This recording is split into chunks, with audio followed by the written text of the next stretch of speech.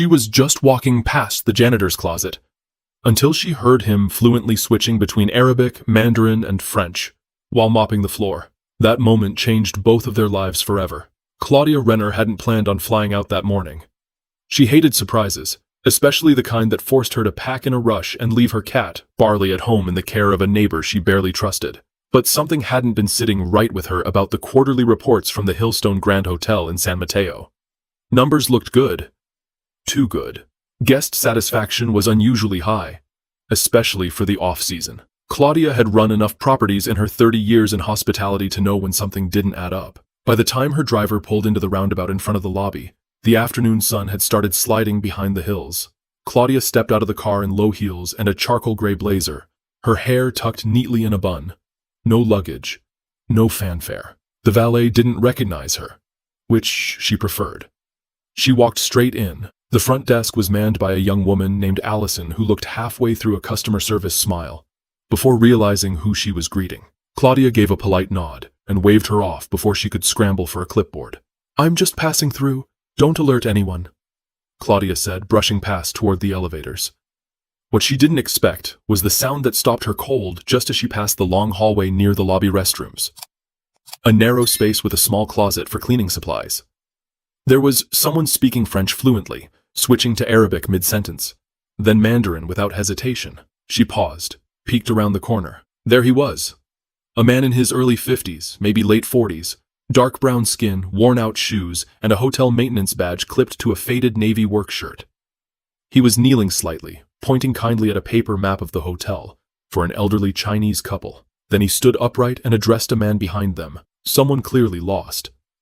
In fluent Arabic, his tone was calm, friendly, and precise. Claudia stood frozen for a second. She wasn't sure what she had walked into. "Thank you," the Chinese guest said in halting English, bowing slightly. "Of course. Enjoy your stay," the janitor said, bowing back with a small smile. He grabbed his mop bucket and turned down a hallway, whistling quietly to himself. Claudia stood for another 10 seconds, processing what she'd just seen. This wasn't some random multilingual concierge. This man was clearly staff. Cleaning staff. Operating like he belonged in a UN translation booth. She followed. "Excuse me?" Claudia said, keeping her tone casual. He turned around, slightly startled. "Yes, ma'am? I just saw you back there, helping those guests.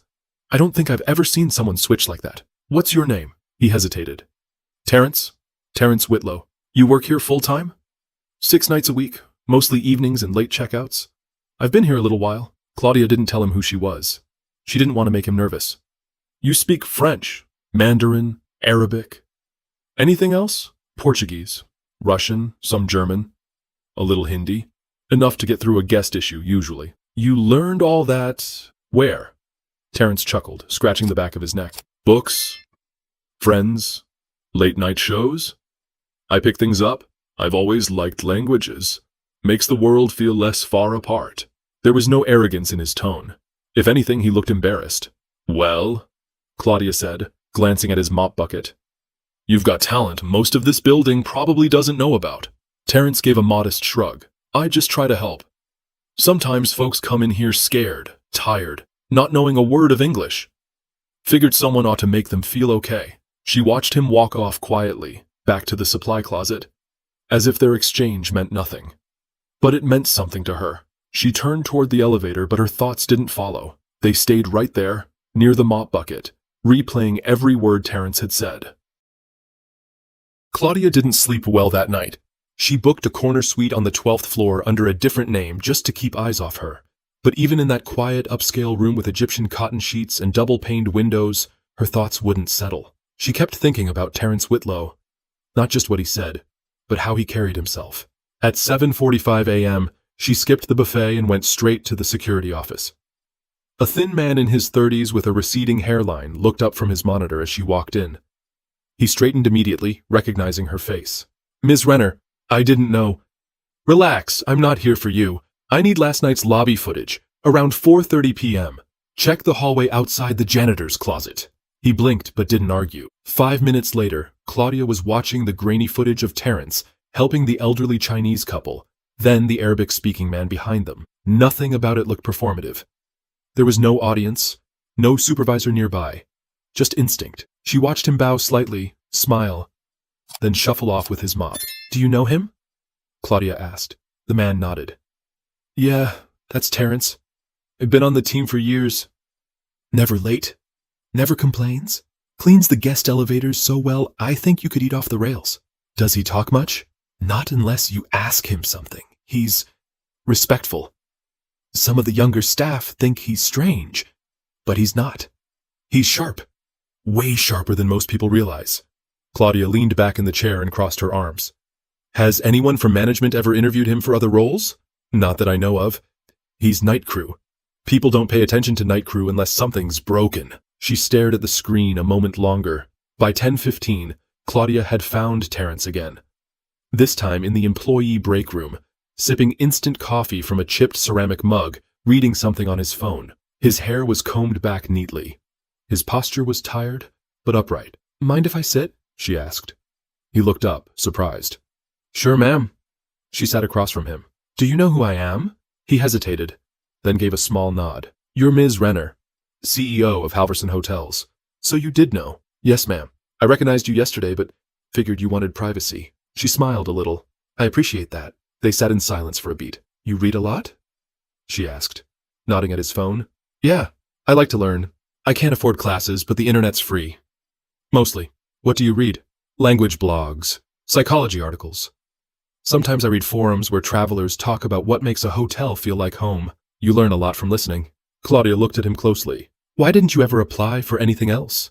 Guest relations, concierge, anything?" He shrugged, eyes lowering a little. "No degree. No hospitality certificate. I've been told a few times that my skills don't match the roles. So I figured, maybe this is where I fit." She paused. "I don't think you fit there at all," she said gently. "I think we've been wasting a very rare asset." Terrence met her gaze, unsure how to respond. "Listen," Claudia continued. "I don't throw titles around, but what I saw yesterday, that wasn't just about language. It was empathy, poise. You gave people comfort in their own words. Do you know how rare that is in this industry?" He smiled softly. "I guess I just treat people how I'd want my mother treated if she walked into a hotel she didn't understand." Claudia felt something tighten in her throat. "Terrence," she said, "how would you feel about sitting down with me later today to talk about creating a position, one where you do more than mop the floors, one where your voice is actually part of the guest experience?" He blinked. "You serious?" "Dead serious." His eyes welled just slightly, but he didn't look away. "I'd like that, ma'am." Claudia stood up, but this time the heaviness in her chest had shifted. Not gone, but moved into something that felt a lot more like purpose. Claudia didn't go to lunch. Instead, she pulled up a chair in the HR office and asked for a copy of Terrence Whitlow's file. The woman behind the desk, Denise, maybe late 40s, competent but cautious, hesitated before sliding the folder across the desk. "Not much in there," Denise said, tapping the manila cover. "He's quiet. Never called out sick. Always clocks out right on the dot. We just never really knew much about him." Claudia flipped it open. The resume was short. No college. High school diploma from a public school in Fresno. He'd held a few odd jobs over the years. Delivery driver, dishwasher, night clerk at a bus station. But nothing longer than a couple of years until the Hillstone. She turned the page. There were no write-ups.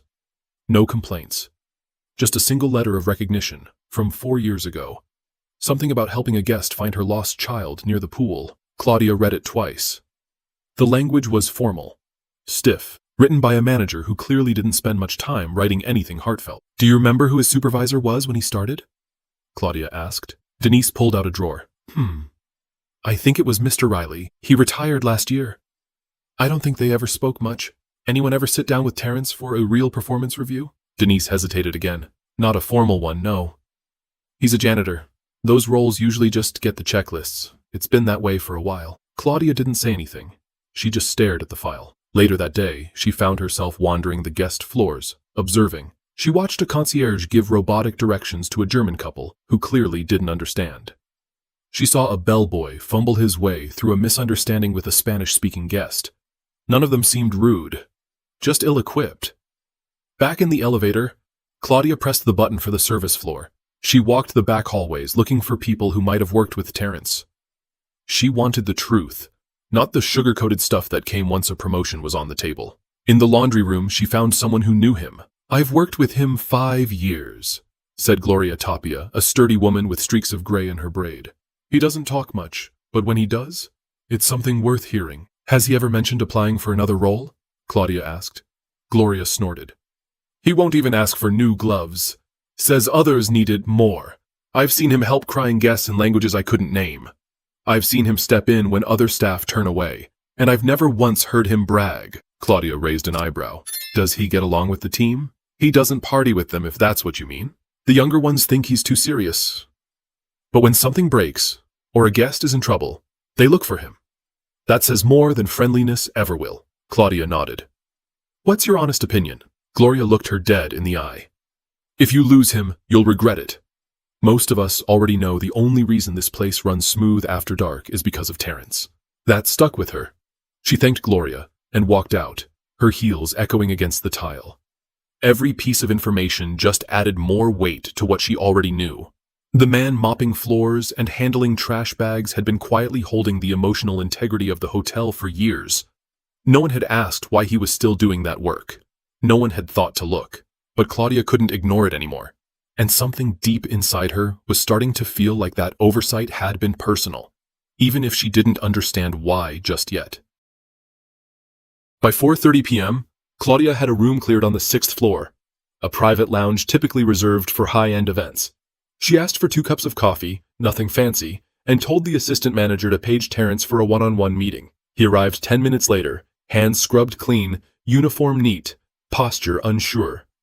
The look in his eyes said he'd spent the entire walk to that room wondering if this was the day he got fired. "Terrence," Claudia said, motioning toward the chair across from her. "Please, sit." He eased into the seat slowly, eyes flicking between her face and the untouched coffee. "I'm not in trouble, am I?" he asked, voice low. "No," she said. "Quite the opposite." He nodded once, but didn't relax. The silence was a bit too long, so Claudia leaned forward. "I've spent most of my career believing I could read a room in 10 seconds, she said. "I thought I had a good sense of people, but yesterday, I saw something I didn't expect. You, helping those guests. It wasn't just language. You made them feel safe. That's rare." Terrence gave a faint shrug. "I just try to see people, not labels, not clothes or jobs, just people." Claudia looked at him, not with pity, but with something close to awe. "That's exactly what I want to talk to you about." He tilted his head, cautious. "I've spoken with HR, and housekeeping, and even Gloria in laundry. The stories they shared, you helping a woman find her child near the pool, comforting a guest in Portuguese, after she got news her brother passed. None of that ever made it to upper management." Terrence looked away, almost embarrassed. "Wasn't about being noticed. Just didn't want anyone to feel alone." Claudia let that sit for a moment. "You know, my father used to say something," she continued. "If you want to find out what a place is really made of, look at who's cleaning it at 3 a.m. I always thought he meant work ethic, but I think now he was talking about something deeper." She paused. "I want to offer you something, Terrence. A new position. It doesn't exist yet, not officially, but I'm creating it. Guest experience liaison. You'd be the first." He blinked, unsure whether to smile or panic. "I'm not trained for anything like that." "I disagree," Claudia said, almost before he finished. "You're more trained than most of the staff out there with degrees." Terrence sat very still, as if he didn't want to move too fast and break whatever fragile moment had just taken shape. "I don't know what to say," he whispered. "You don't need to say anything now," she said. "But if you accept, we'll get you training for the systems, help you adjust your schedule. I want you visible. Front desk, floor walkthroughs, cultural training for staff. You'd be helping us redefine what hospitality really means." His eyes were wet now. He blinked, trying to keep them from falling. "I've spent so many years cleaning up after people," he said.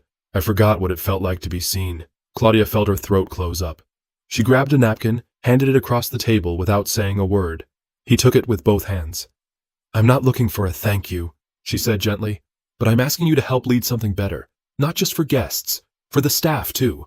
You've got something the rest of us need to learn from." There was a long pause. Finally, Terrence exhaled. "Then yeah," he said quietly. I'd be honored. Claudia smiled, but deep down she knew this moment wasn't about corporate titles or PR wins. It was about making something right that never should have gone unnoticed in the first place. Terrence didn't go back to his supply closet that night. Instead, he walked slowly through the west corridor, trying to absorb what had just happened. His mop cart sat unattended near the ice machine. For the first time in years, nobody asked him to clock back in. He found an empty bench near the conference wing and sat down.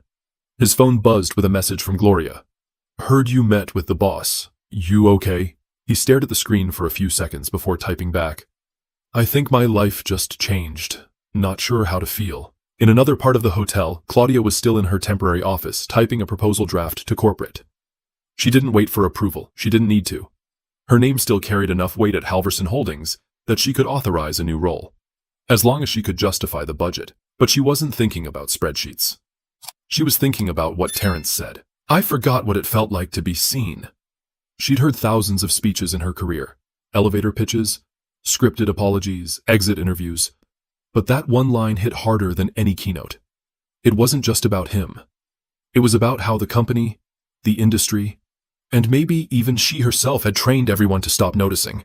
By the next morning, Terrence had been officially pulled from the janitorial schedule. Claudia had HR schedule him for 3 weeks of shadowing under guest services, a crash course in reservation systems, and a 2-hour uniform fitting for his new role. He didn't know what to wear on that first day.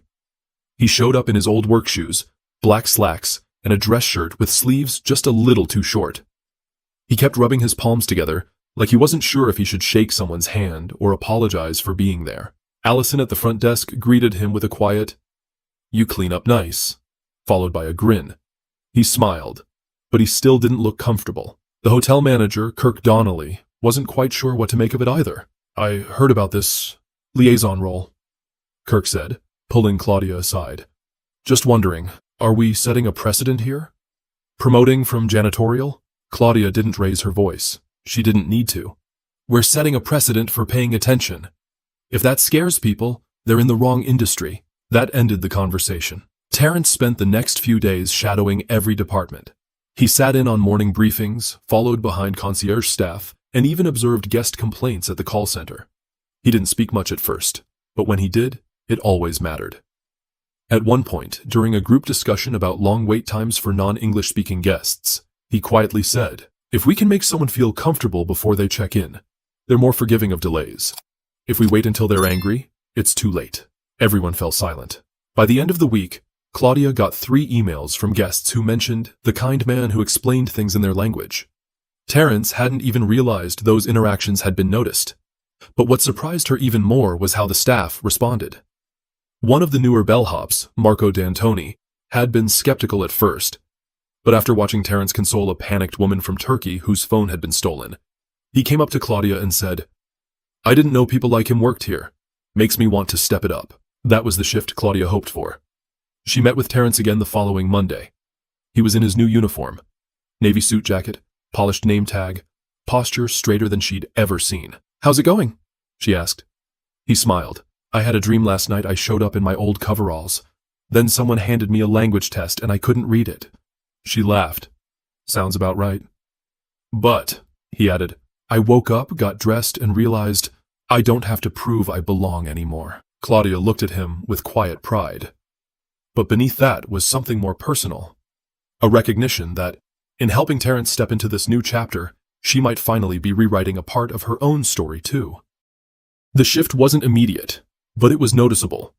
By the second week of Terrence's new role, whispers had turned to full-on curiosity. Staff who had barely acknowledged him before were now watching him.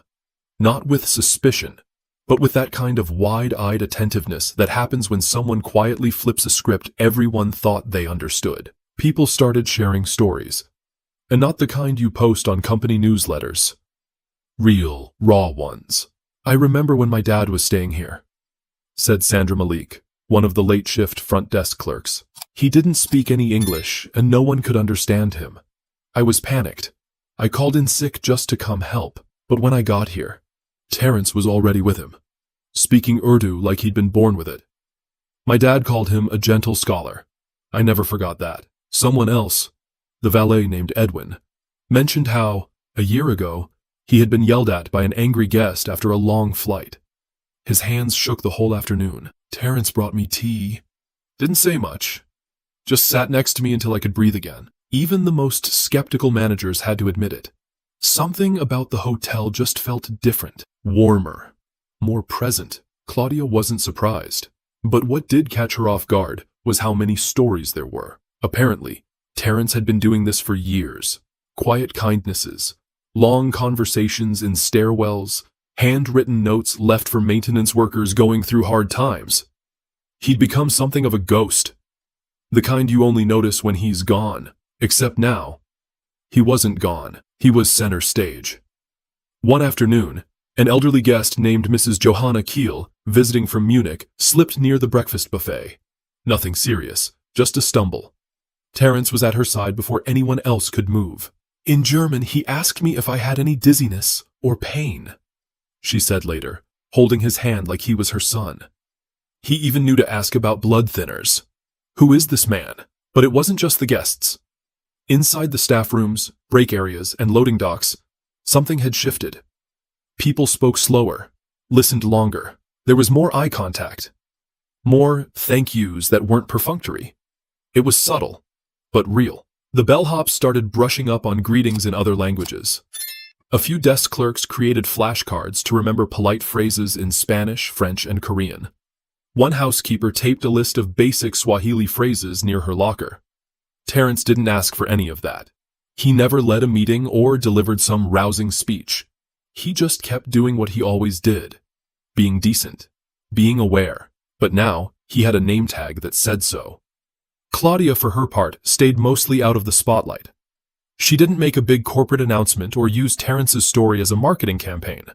She just made sure his paycheck reflected his value, and that his voice was included in every weekly operations call. In one meeting, when a manager brought up complaints about guests from different countries misunderstanding hotel policies, Terrence calmly asked, "Has anyone considered our signs might not be as clear as we think?"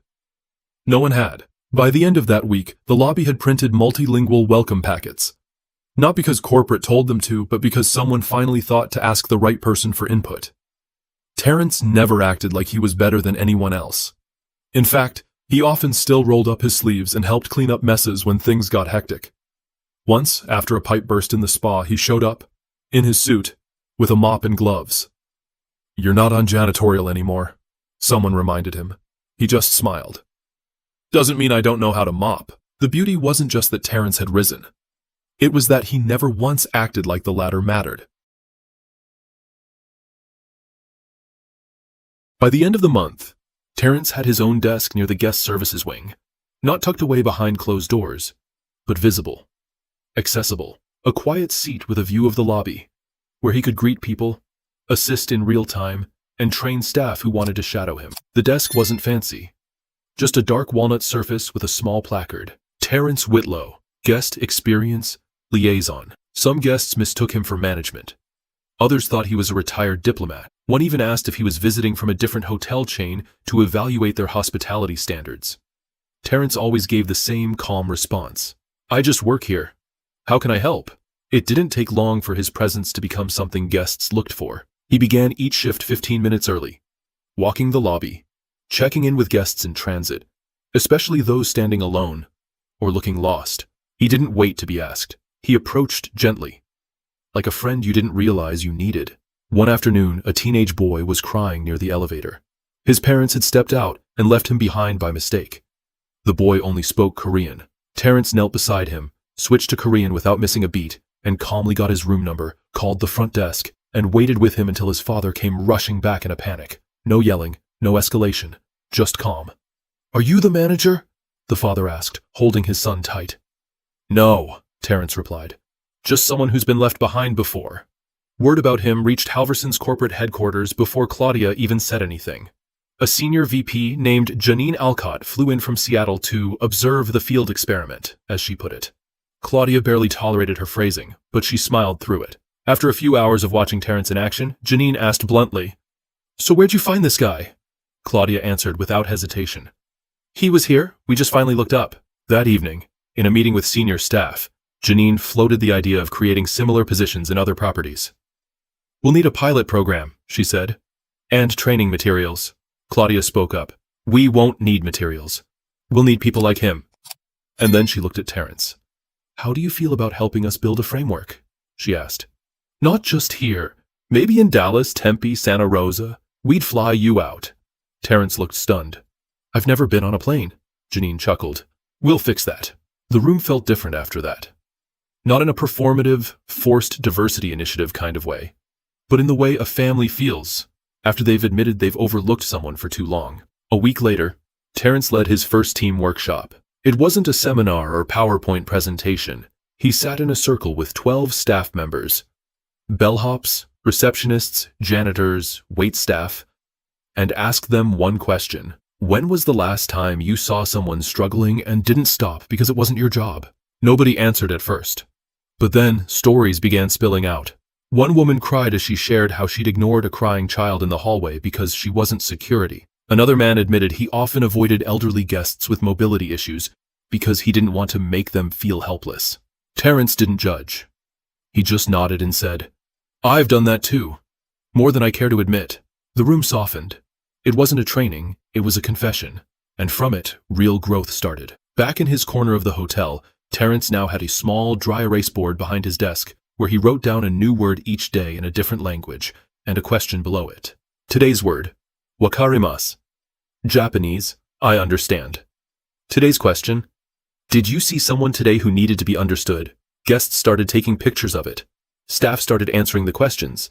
Even Claudia, on tough days, stopped by to read them before her meetings. Terrence hadn't just accepted a new role. He'd rewritten what that role meant. Claudia sat alone in the staff library one evening, a place barely used except for orientation days and the occasional HR seminar. The lights were low. The air smelled faintly of old binders and lemon polish, and for the first time in weeks, she allowed herself to slow down. She opened her leather notebook, the one she'd carried since her earliest management days, and began to write. It wasn't a formal report, just thoughts. I've spent my career measuring people in numbers, response rates, efficiency scores, exit survey data, but watching Terrence, I realized something humbling. You can't spreadsheet compassion. You have to witness it. She closed the notebook and rubbed her temples. There was a part of her that felt guilty, not for noticing Terrence too late. She hadn't known him, but for creating an environment where no one else had either. She remembered the early days of her own career. Back in Toledo, working reception at a struggling hotel on the edge of a freeway. Guests didn't tip. Managers barked orders, and yet, every time something broke, it was the quiet janitor, Mr. Olan, who stayed late to fix things without complaint. He barely spoke English. But once, he repaired the heater in the middle of a snowstorm while everyone else left early. Claudia had never thanked him. She never even asked for his last name. And somehow, all these years later, that shame returned with a vengeance. Not as a punishment, but as a reminder, one she wouldn't ignore again. Later that week, she invited Terrence to join her for coffee in her office. This time, she brewed it herself. I've been thinking a lot about legacy, she said, handing him the mug. What we leave behind. Terrence nodded slowly. I don't think about that much. Well, she replied, you should. Because, whether you meant to or not, you've started one. He smiled at that, but didn't say anything. I want to tell you something I haven't shared. Claudia continued, looking out the window. When I was 29, I nearly quit the industry. I'd been passed over for a promotion by someone with less experience and more connections. I felt invisible, like I could do everything right and still be left behind. Terrence listened carefully, letting the silence stretch until she was ready to continue. A night porter, this tiny old woman named Della, sat with me during my overnight shift. She gave me half her sandwich and said, "You stay, because one day someone will need to see themselves in you." Terrence blinked, then whispered, "She sounds like someone I would have liked." Claudia's voice caught slightly. She was. But I didn't stay in touch. I lost track. I always told myself I was too busy. They sat for a moment, drinking quietly. You know what's strange? She added. All the people I've ever reported to, executives, analysts, board members, I barely remember their names. But I remember Della's sandwich. Just like people here will remember what you said in their language when they felt alone. Terrence stared at his coffee and said, almost under his breath, sometimes it just takes one moment to change what a person believes about themselves. Claudia looked at him. Exactly. That afternoon, she typed a memo to the regional board. It was short, clear. Moving forward, all Halverson hotels will create at least one guest experience liaison role, starting with our top 25 locations. The hiring criteria will prioritize emotional intelligence, cultural knowledge, and multilingual ability. Formal degrees optional. Our industry doesn't just need better systems, it needs better hearts. She hit send. Then she picked up her phone and called the maintenance office. Tell Terrence he's off guest floor duty today.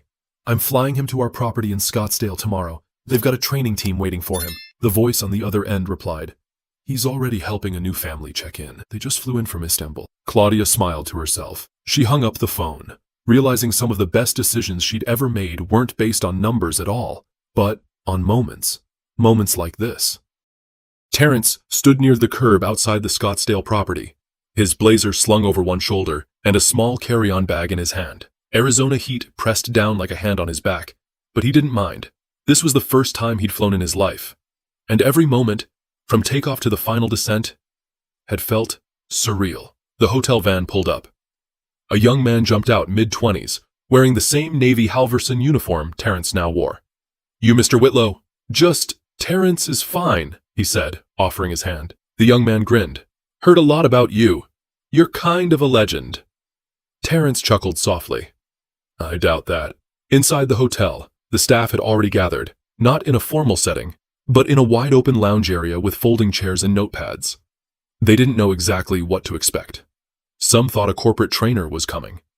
Others figured this was a diversity seminar. Nobody guessed it would be a janitor from San Mateo with a quiet voice and decades of perspective. He walked to the center and cleared his throat. I'm not here to impress anyone, he began. I don't have a title that means anything outside this building. But I've been in hotels long enough to know one thing. We don't remember how clean the windows were. We remember how someone made us feel when we couldn't speak the language, or when we were scared, or lost. Silence followed. But it was the good kind. I used to think being invisible was part of the job, that if I just stayed quiet and cleaned up after people, that was enough. But it turns out, people notice, eventually. The trick is, you have to keep showing up, even when they don't.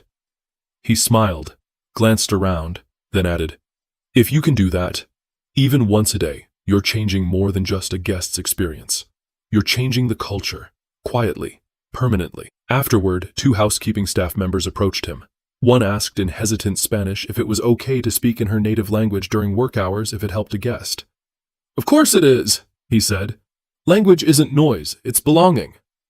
The other, a maintenance tech, just wanted to shake his hand and say thanks. You make it feel like it's not too late to be seen, Terrence smiled. It's never too late.